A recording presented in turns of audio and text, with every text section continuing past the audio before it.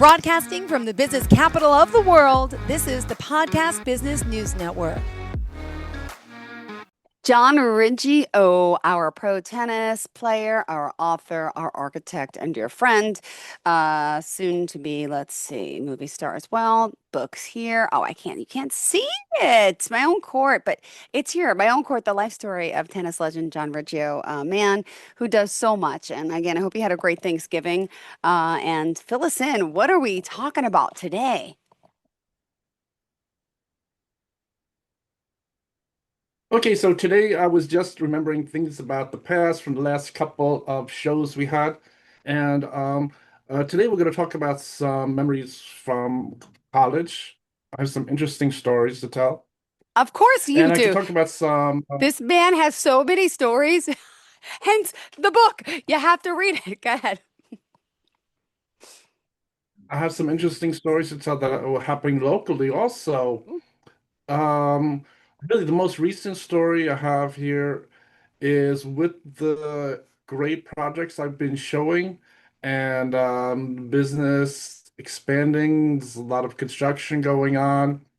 What happened is recently I found out that someone set up a illegal office. This is an office where they don't have any Ugh, license and it was operating illegally for the last few years. wow. And the sad thing is, this type of thing it ended up taking a lot of money in projects. I think the number of projects they had down were a minimum 8 jobs, and Wow. in the same kind of projects. So I just found a printout recently from the state that they did catch them. I think whoever did it, they didn't put together their paperwork correctly and it was done very sloppy. So what happened was, I guess whoever was like designing houses and was making money off it, but they ended up catching him Oh my goodness. and told him to stop doing work. So that is what's been going on around here. So that is the Wow. sad thing. And which is unfortunate. That's interesting thing that was happening. And yeah, I just found out about that recently.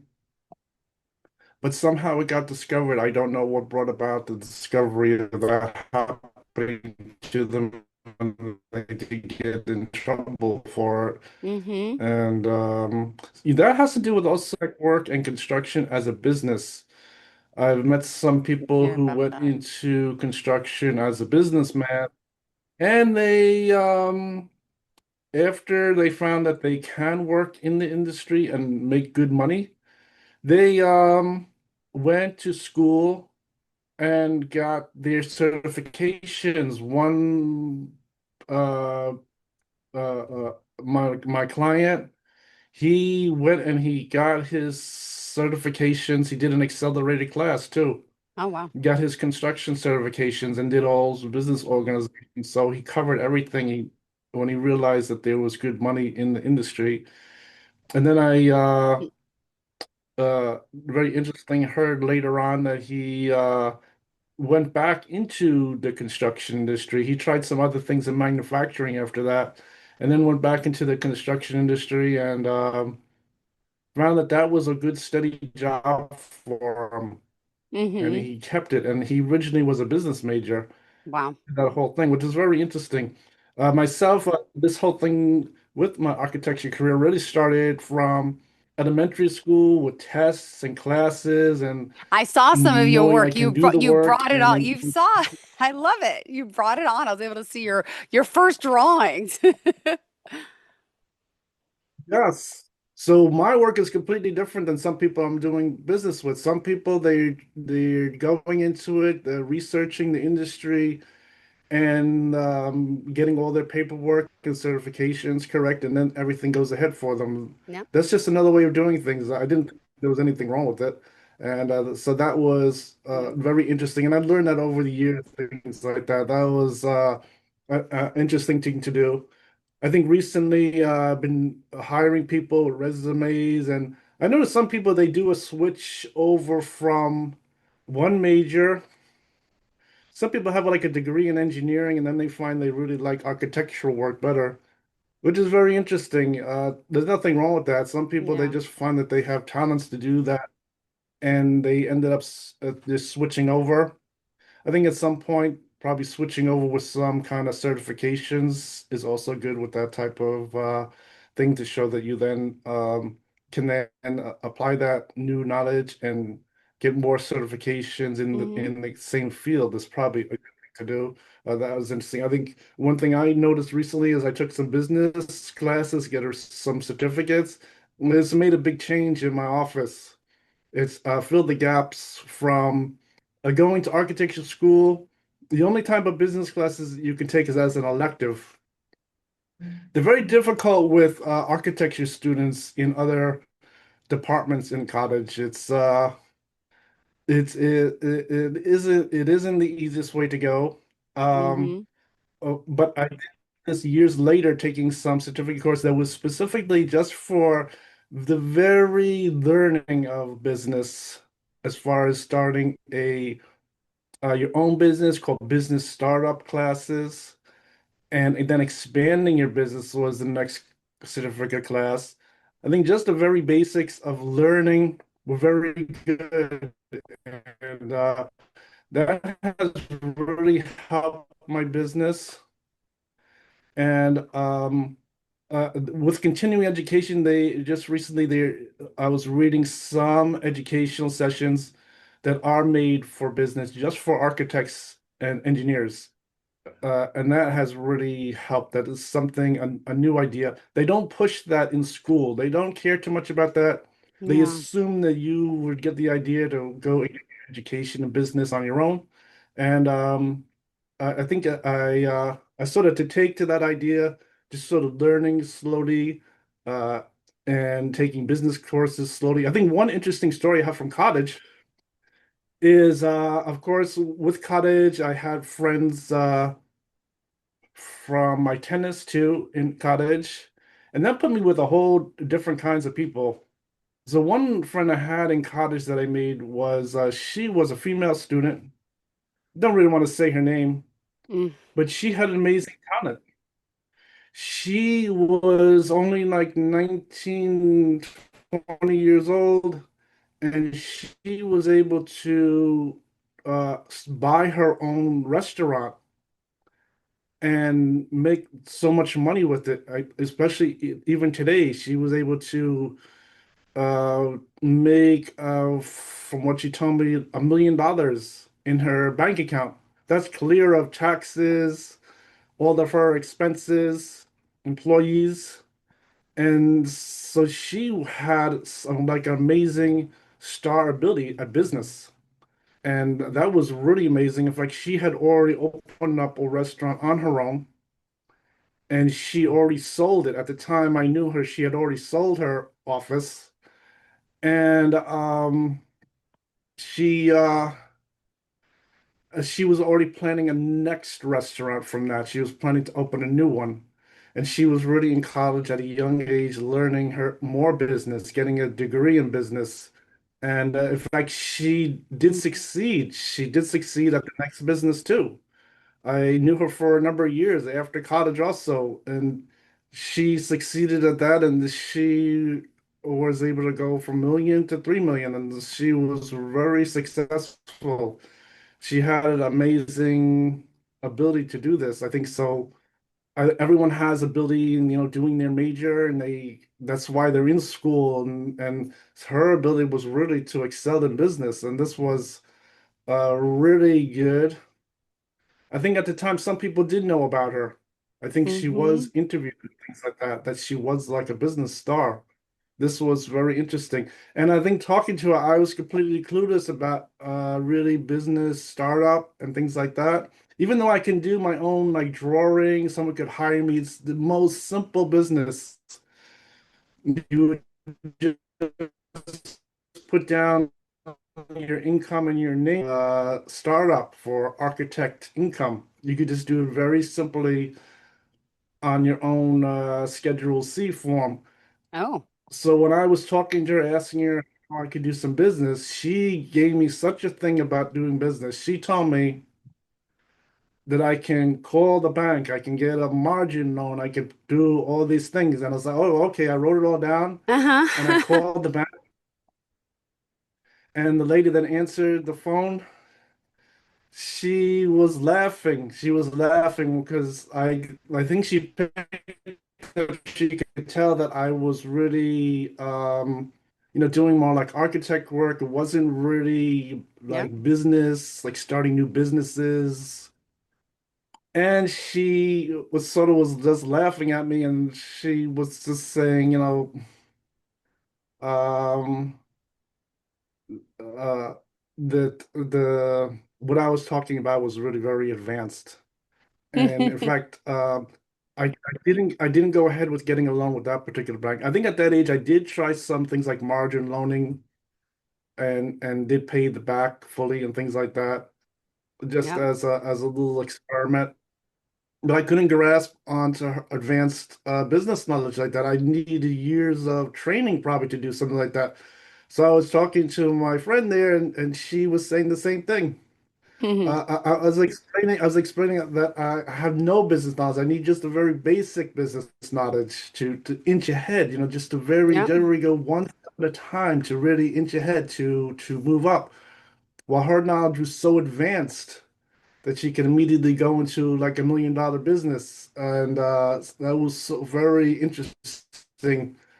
And so I knew her for a number of years. She's very nice. And yeah, she has amazing ability and smarts like that. That's why, and she was in college getting her degree to really even get more knowledge and advanced her career in business. And years later, she did open more restaurants. She was very successful. I had met her a few times years later, and she was very successful. She went to the same college, NYIT, with that. So she had amazing ability. One interesting thing that I was thinking about at school was at NYIT. Um, I wasn't put in the newspaper then, but what happened was there was such a horrible thing that happened at NYT. And this story, it doesn't really affect anyone. It doesn't really say anything bad. But what happened there was a horrible event. And this was at the time when my architecture college was getting their accreditation. And they had people walking around from the NCARB and on the campus, and they were investigating the campus to give them the approval and everything, and looking at the classwork. And of course, they took all my classwork and showed it to them too. I really helped with their accreditation. But on the other side of campus, I was going to one of my classes that was located in the old science building. They had the old library there before the new library. And I was walking from the parking lot all the way down by the dairy barn and heading all the way into the middle of the campus. And in between the middle of the campus, they have this like water pond, which is really part of their utility system. And there's like this path in between and they have all kinds of trees and shrubs. Unfortunately, that was the same day that they had a school shooter. Oh my gosh. And I was walking across this path and I see this young girl with some other people walking in front of her, behind her. I see her fall down on the floor. I see her fall down on the floor, and of course, I'm always someone who's willing to help people. I run right for her. I Mm-hmm. didn't know what the problem was. So I see two people next to her. They went down next to Wow. her to see how she is. She didn't Mm-hmm. look good. She was completely motionless on the ground. I Ah. was later to find out that she died. She Ah. was shot by this school shooter. But what happened between the time I started running and going towards her, I had my books, my hardcover books from college. I don't carry a backpack. I Yeah. carried them in front of me. So just by chance, I didn't want to say how horrible it was, but the bullets they came over to me and they bounced off my book. So I Mm-hmm. think in the effort to try to help her, I think I might have helped because I was told this crazy story that there was one shooter, then he fell, and then the next shooter, and then he fell, and then the third guy was a policeman who stop the whole thing. So by the time I was running towards her, uh, uh, I saw all of a sudden the shooter, and I think I'm getting distraction Wow. might have helped.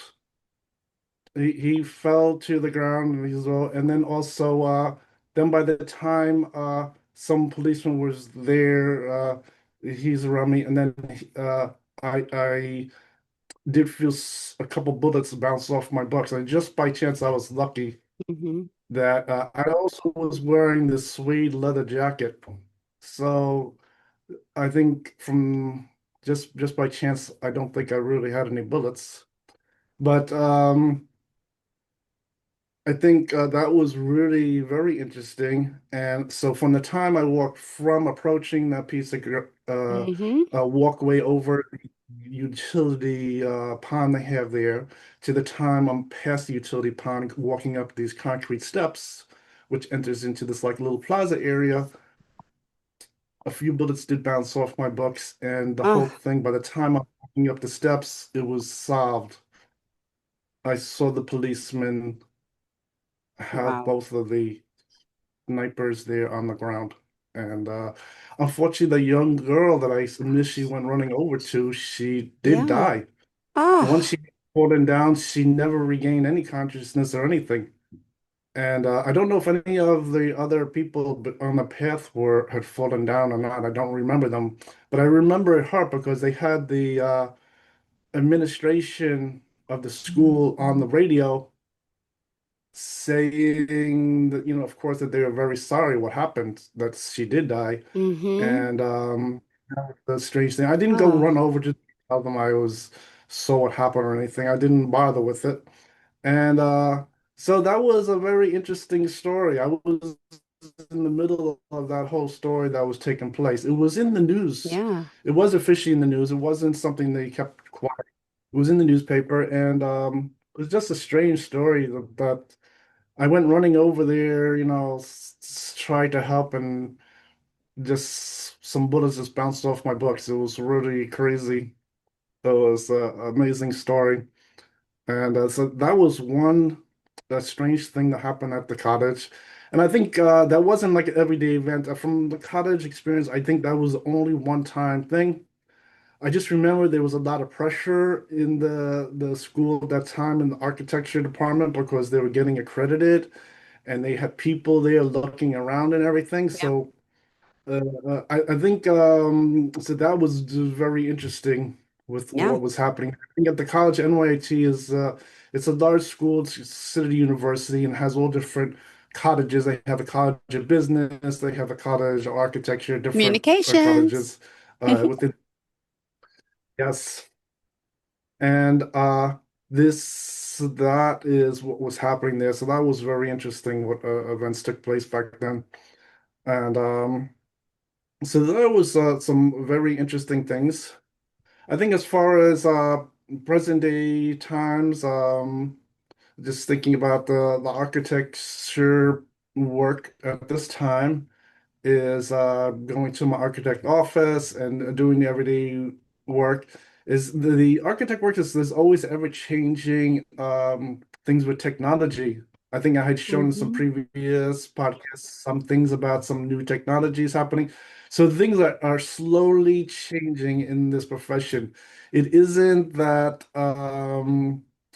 stagnant. Everything isn't just poured concrete that's the same all the time or anything. There's a lot of different things slowly changing in technologies and some very interesting things are going on. There's some, for example, some interesting things that have been going on very slowly that no one even knows about is the windows.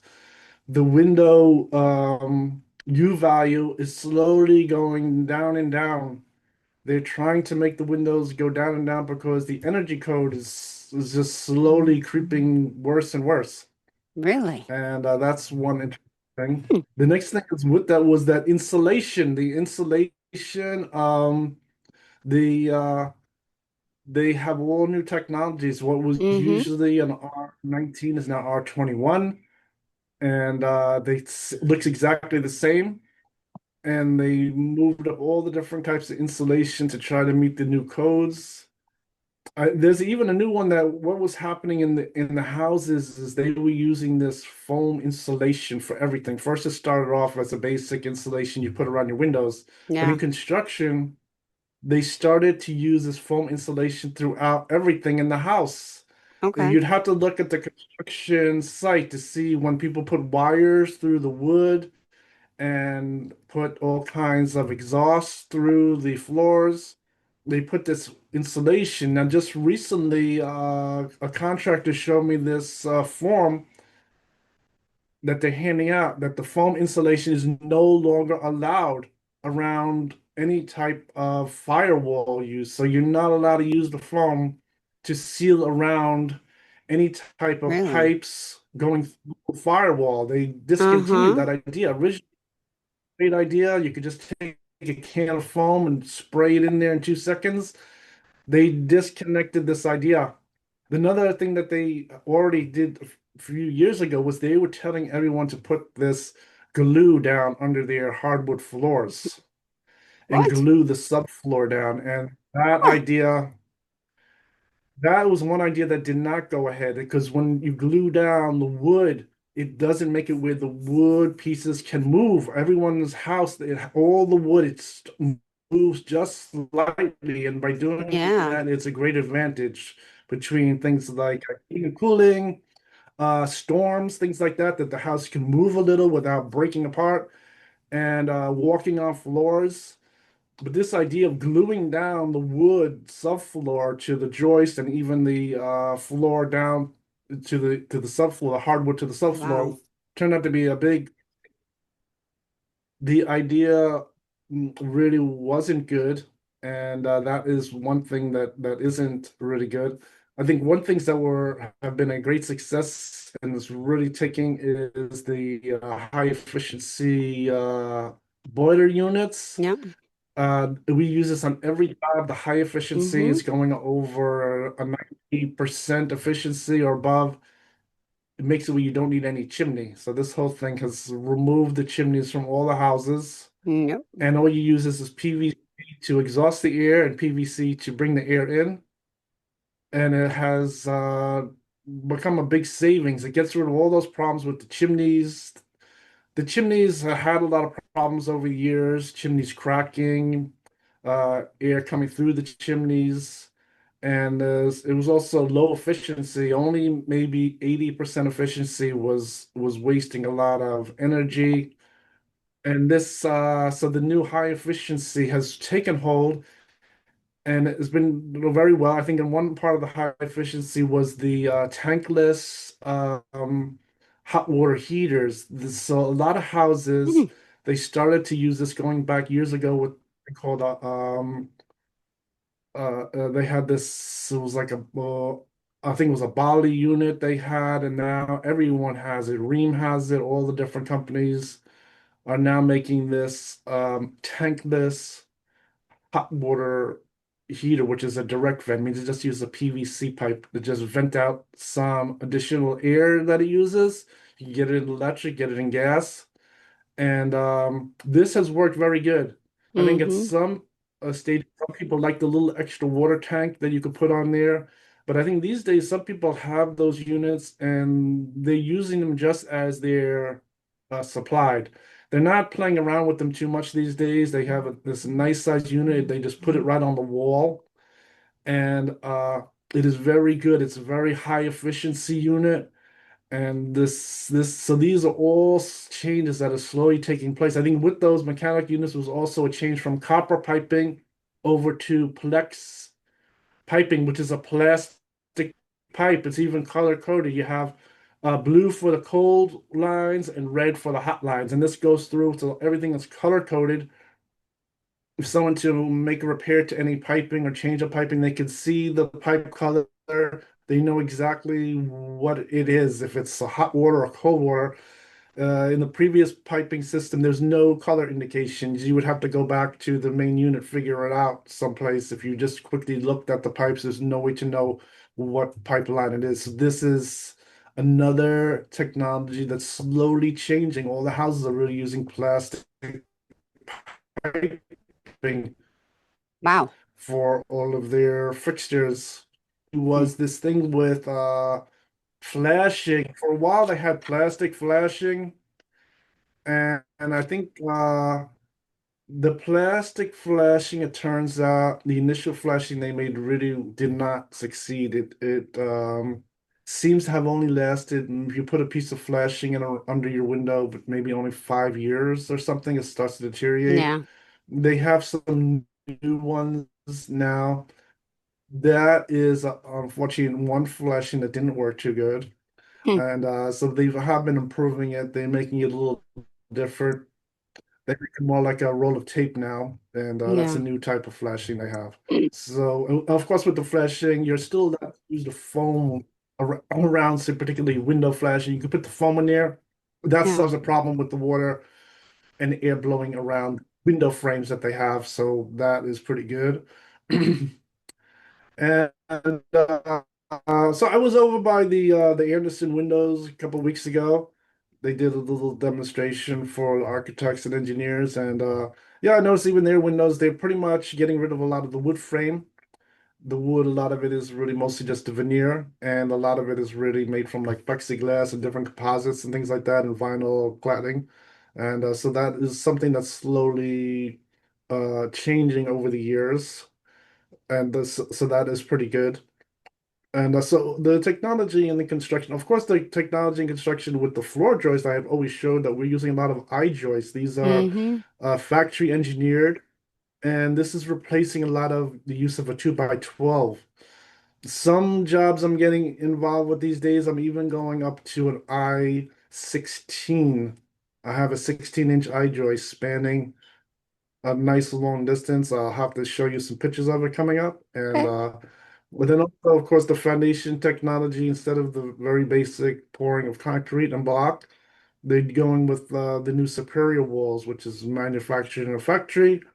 It's already has metal concrete insulation, and they just put it in with a crane. And this is a new idea for basic construction. It eliminates a footing too. No more footing. They just put this gravel underneath the whole foundation and the slab. And this works pretty good for drainage because you put a couple drainage pipes under there and all the water can drain into the pipes. And this improves the situation with a lot of people having the whole thing with the water table and the water drainage and things like that in storms. So this helps out with that whole situation because the whole water drainage is built into the design of the system. So it's pretty good. So all those things are slowly changing. All And there right. are, of course, other different things that are going on in construction. And that is just one thing. So it isn't just the steady construction of, say, basic poured concrete or something like that. There's all a lot of new technologies. Some technologies also coming up are using the computer software. Oh, I think years ago I used to have to calculate the energy code and different things like that, and mechanical. A lot of them are becoming computerized. much easier. And it prints out a report. Yeah. They even have something new now for mechanical air now. It's required to do the mechanical air on the computer and print out a report in addition to the schematic drawings. Can you This show is us next time? Sorry, we're out of yeah, time, John. I never heard of that. Oh, cool, cool, cool. All right, John, to yes. wrap up today, how can we contact you?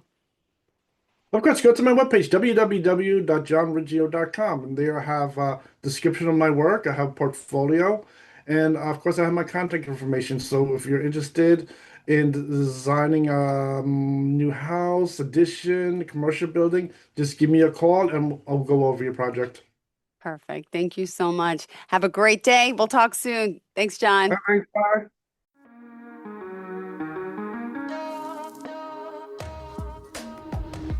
Broadcasting from the business capital of the world, this is the Podcast Business News Network.